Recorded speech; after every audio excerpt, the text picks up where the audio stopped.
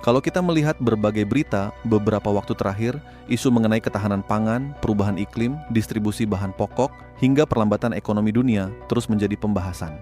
Cuaca tidak bisa diperintah, konflik global tidak bisa dihentikan hanya dengan pidato. Harga komoditas dunia juga tidak selalu mengikuti keinginan satu negara. Artinya, tanggung jawab bertahan tetap kembali kepada setiap keluarga.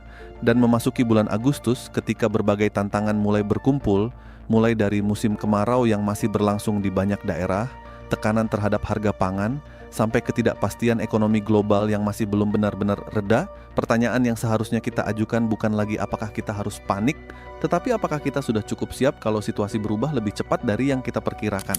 Langkah pertama untuk bertahan justru terdengar sangat sederhana, yaitu berhenti mengambil keputusan karena rasa takut.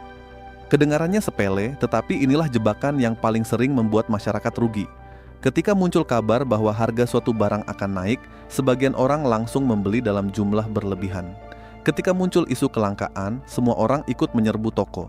Akibatnya, permintaan melonjak dalam waktu singkat, stok di rak cepat habis, lalu orang lain yang sebenarnya hanya ingin membeli kebutuhan harian ikut panik karena melihat rak kosong. Siklus seperti ini pernah terjadi di banyak negara, bahkan pada situasi yang sebenarnya belum benar-benar mengalami kekurangan pasokan. Yang menciptakan kelangkaan sementara justru perilaku manusia sendiri. Karena itu, menjaga kepala tetap dingin seringkali jauh lebih berharga daripada mengisi keranjang belanja sampai penuh. Langkah kedua adalah memperkuat ketahanan rumah tangga, bukan sekadar memperbanyak barang. Banyak orang mengira bertahan berarti menumpuk kebutuhan sebanyak mungkin. Padahal yang lebih penting adalah memastikan pengeluaran menjadi lebih efisien. Kita mulai membedakan mana kebutuhan dan mana keinginan. Kita mulai mengurangi pembelian impulsif. Kita mulai menyusun prioritas. Kedengarannya membosankan, tetapi justru disinilah letak kekuatan terbesar. Orang yang mampu mengendalikan gaya hidup biasanya jauh lebih tenang menghadapi perubahan ekonomi dibanding orang yang penghasilannya besar, tetapi seluruh uangnya habis setiap bulan. Krisis seringkali tidak memilih berdasarkan besar kecilnya pendapatan. Krisis lebih sering menguji siapa yang paling disiplin mengelola apa yang dimiliki. Analogi sederhananya begini. Ada dua kapal yang berlayar di laut yang sama. Yang satu ukurannya besar tetapi lambungnya penuh lubang kecil. Yang satu lagi lebih sederhana tetapi rapat tanpa kebocoran. Ketika badai datang, kapal yang lebih kecil justru punya peluang lebih besar untuk bertahan karena air tidak terus masuk tanpa disadari. Begitu juga kondisi keuangan kita. Penghasilan tinggi tidak otomatis membuat seseorang aman kalau kebocoran pengeluarannya ada di mana-mana. Sebaliknya, penghasilan yang biasa saja masih bisa bertahan lebih lama kalau setiap rupiah benar-benar dipakai dengan perhitungan. Langkah ketiga adalah membangun kemampuan, bukan hanya mengandalkan bantuan. Ini mungkin terdengar sedikit keras, tetapi kenyataannya memang begitu. Bantuan sosial sangat penting bagi masyarakat yang membutuhkan. Kebijakan pemerintah juga memiliki peran besar menjaga daya beli. Namun kita tidak boleh menggantungkan seluruh rasa aman kepada sesuatu yang berada di luar kendali kita. Yang sepenuhnya bisa kita kendalikan adalah kemampuan diri sendiri. Belajar keterampilan baru, mencari tambahan penghasilan, memahami cara mengelola uang, mengenal investasi yang sesuai dengan profil risiko, menjalin hubungan baik dengan lingkungan sekitar. Semua itu mungkin tidak langsung terasa hasilnya minggu depan, tetapi dalam jangka panjang justru menjadi benteng yang jauh lebih kuat dibanding sekadar berharap keadaan selalu baik-baik saja. Ada satu hal yang menurut gue sering luput dari pembahasan ketika orang membicarakan krisis, yaitu pentingnya menjaga pikiran tetap sehat. Ketika media sosial dipenuhi berita buruk setiap hari, algoritma akan terus mendorong konten yang membuat kita semakin cemas karena rasa takut memang membuat orang lebih lama melihat layar. Lama-kelamaan kita merasa seolah-olah dunia sedang runtuh, padahal kenyataannya seringkali jauh lebih kompleks. Bukan berarti kita harus menutup mata terhadap masalah. Justru kita harus mengikuti informasi dari sumber yang kredibel. Tetapi bedakan antara informasi yang membantu mengambil keputusan dengan informasi yang hanya membuat kita gelisah tanpa memberi solusi. Di era sekarang, menjaga kesehatan mental sama pentingnya dengan menjaga isi dompet. Sikap kritis juga perlu diarahkan kepada semua pihak, termasuk kepada pemerintah, pelaku usaha, media, bahkan kepada diri kita sendiri. Jangan mudah percaya pada narasi yang terlalu optimistis, tetapi jangan juga langsung percaya pada narasi yang mengatakan semuanya sudah hancur. Kebenaran biasanya berada di tengah. Data perlu dilihat secara utuh. Fakta harus dibandingkan, opini perlu diuji. Karena kalau masyarakat kehilangan kemampuan berpikir kritis, siapapun akan mudah membentuk persepsi hanya dengan memainkan emosi.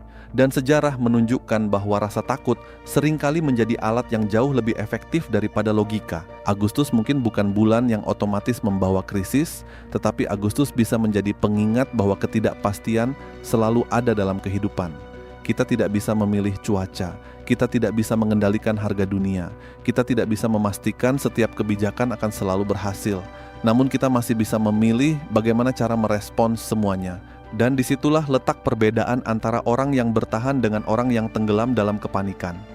Bukan karena mereka memiliki uang paling banyak, melainkan karena mereka memiliki rencana ketika orang lain masih sibuk menebak-nebak apa yang akan terjadi besok. Gue selalu percaya kalau krisis itu mirip hujan deras. Orang yang membawa payung belum tentu tidak kehujanan, tetapi setidaknya dia tidak akan basah kuyup seperti orang yang memilih mengabaikan langit yang sudah gelap sejak pagi.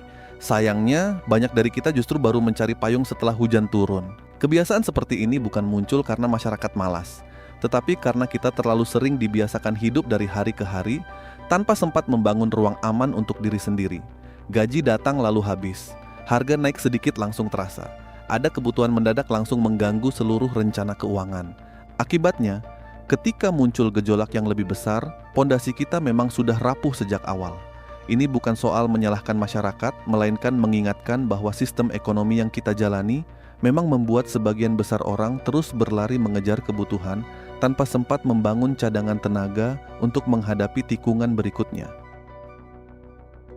Pada akhirnya, tujuan dari semua pembahasan ini bukan untuk membuat kalian takut menghadapi Agustus. Justru sebaliknya, gue ingin mengajak kita semua melihat bahwa rasa tenang bukan datang karena keadaan selalu aman, tetapi karena kita sudah mempersiapkan diri menghadapi kemungkinan yang kurang menyenangkan. Dunia memang sedang bergerak lebih cepat, perubahan ekonomi juga datang tanpa banyak memberi peringatan.